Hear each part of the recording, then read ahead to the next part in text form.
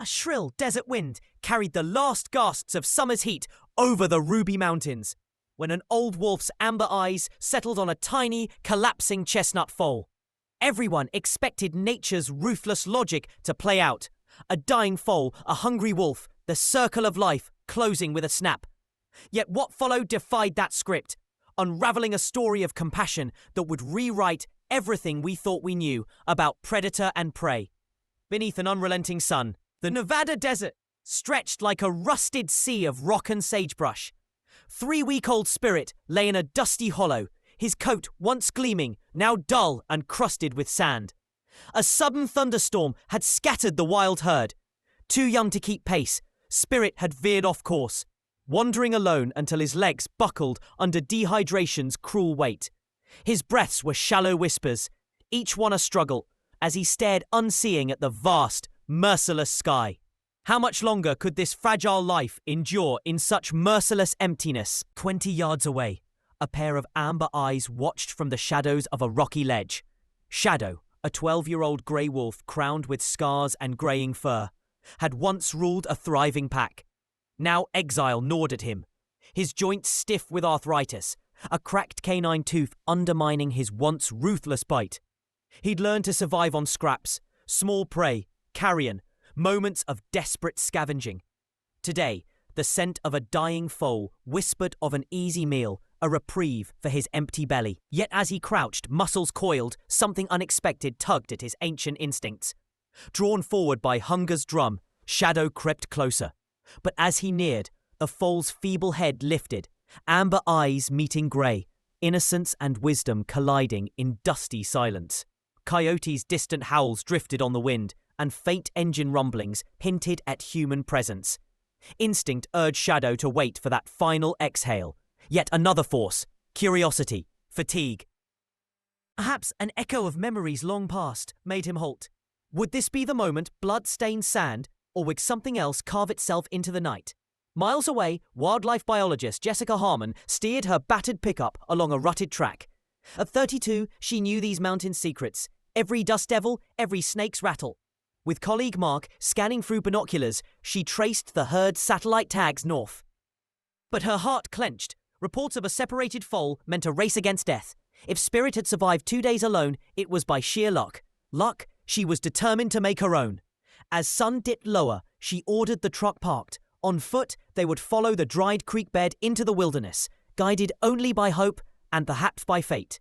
Back at the creek's sun-baked bed, Shadow halted 5 yards from Spirit. Every instinct screamed kill, yet something froze him. The foal's ragged breathing, the helpless rise and fall of his small ribcage. Shadow circled, nose quivering as he inhaled the scent of fear and desperation. He recognized the signs, not a quick, clean end, but a slow fade, tortured by thirst until life slipped away. Instead of pouncing, he lay down, paws folded beneath him, head low, waiting. Waiting for what even he could not yet grasp. A faint shimmer caught Shadow's eye, a tiny pool of rainwater clinging to a depression in the creek bed. He rose, muzzle dipping into liquid life, then returned to Spirit, water dripping from his fur. Gently, almost reverently, he licked at the foal's parched muzzle, each delicate pass a promise of relief. For every drop he transferred, Spirit's eyelids fluttered, his muscles quivering with renewed hope. Again and again, Shadow fetched water and bestowed it, weaving life back into fragile flesh. Could this ancient predator truly comprehend the gift he was giving? That's when Jessica and Mark crested a rocky rise. Binoculars forgotten, they froze at the impossible tableau. A grey wolf tending a dying horse. Shadow lay protectively beside Spirit, ears pricked toward the humans, not in aggression, but in warning. "Predators don't do this," Mark whispered. "I know," Jessica breathed, pulse hammering. "But they're doing it now," as the wolf rose and carried water to the foal for a third time. Jessica felt the ground shift beneath her understanding of the wild.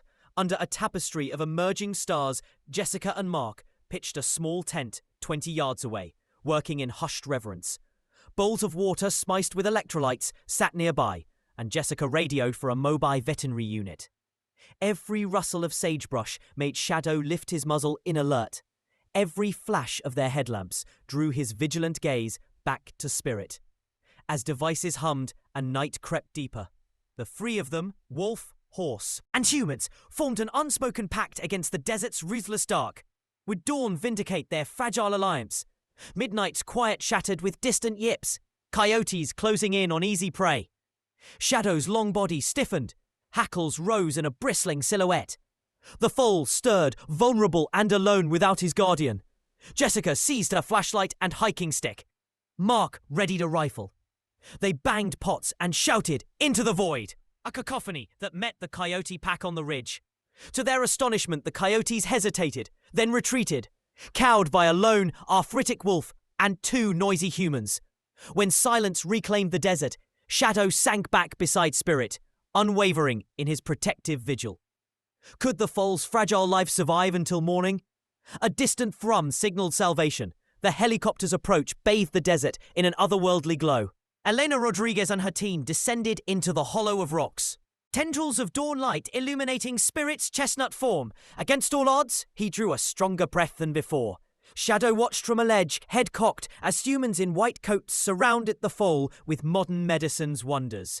When Jessica knelt to touch Spirit, the wolf's eyes found hers in a silent exchange. An acknowledgement that his mission, miraculous as it was, might end here. But healing proved as elusive as hope. IV fluids drained, monitors beeped alarms. Spirit's condition teetered once more. In desperation, Jessica dashed back to Shadow's hollow, gathering dirt and fur from the impression where he'd lain. Returning swiftly, she pressed the scent-laced bandana to Spirit's nostrils. Almost instantly, the foal's ragged breathing steadied, tense muscles eased in recognition. "I'll be damned," Dr. Rodriguez murmured. Could the bond of that ancient scent bridge the gap between life and death? By noon's harsh light, Spirit's strength allowed his careful loading into a sling. Helicopter blades churned the dusty air as they lifted him toward Carson City's recovery center. Jessica lingered at the edge of the hollow, gaze drifting to the rocky outcrop where Shadow had vanished at dawn. She felt a debt that no veterinary care could repay, and a promise she silently vowed to keep. A week later, unable to quell her gratitude or curiosity, Jessica returned to the creek bed. Faint paw prints led through sagebrush to a shallow cave. Inside, Shadow lay on his side, ribcage rising in laboured breaths. She settled at the entrance, whispering her thanks. He looked at her with those ancient amber eyes, acknowledging her presence. Alone, save for the echo of wind through stone, she pondered. Had age dulled his hunger? Had solitude fostered empathy? Or had he transcended his own nature in a moment of shared suffering? 3 weeks on, Spirit pranced at the recovery center, chestnut coat gleaming, muscles reborn. Dr. Rodriguez confirmed no lasting kidney damage. Plans were laid to reunite him with his herd. But another journey awaited. Shadow had been moved to the Predator Rehabilitation Unit. His arthritis medicated, his fractured tooth repaired. Though time had left him stooped, he'd found renewed strength in proper care. In that clinical enclosure, both horse and wolf embarked on parallel paths toward wholeness, paths forever intertwined. Armed with video footage and field notes, Jessica addressed the center's board. She spoke of interspecies empathy, of a wolf who saved a horse against every rule of nature. The public's fascination, 10 million viral views and counting, underscored a collective hunger for hope. Her vision, Wild Crossroads Sanctuary, where Shadow and Spirit could live side by side. Neither fully wild nor caged, their bond teaching generations about compassion's power. After hours of debate, the board granted provisional approval. It wasn't all she dreamed of, but it was enough to plant that first seed of possibility. 6 months later, nestled in a sheltered valley 30 miles from Carson City, Wild Crossroads Sanctuary sprawled across 50 acres of meadows, woodlands, and rocky perches.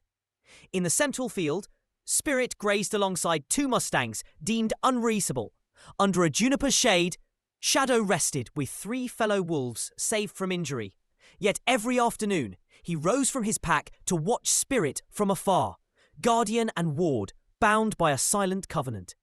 As Jessica and Dr. Rodriguez observed from an elevated deck, they marveled at the unusual tableau, a horse and wolf coexisting in peaceful proximity.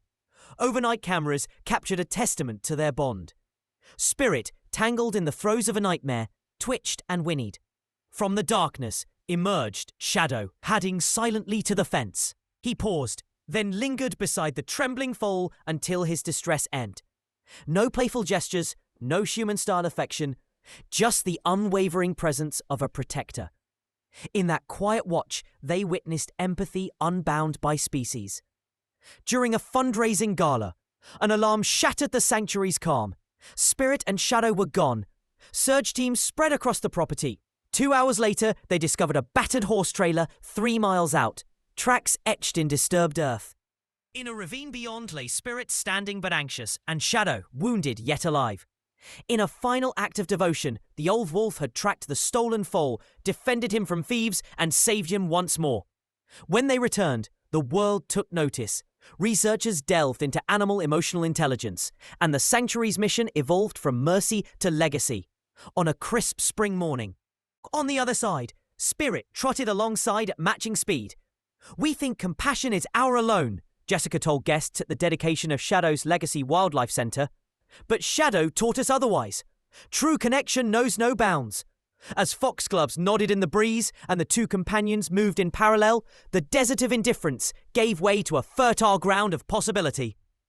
Sometimes, the most powerful bonds are forged in our darkest moments, when instinct bows to empathy and nature itself is rewritten by the heart.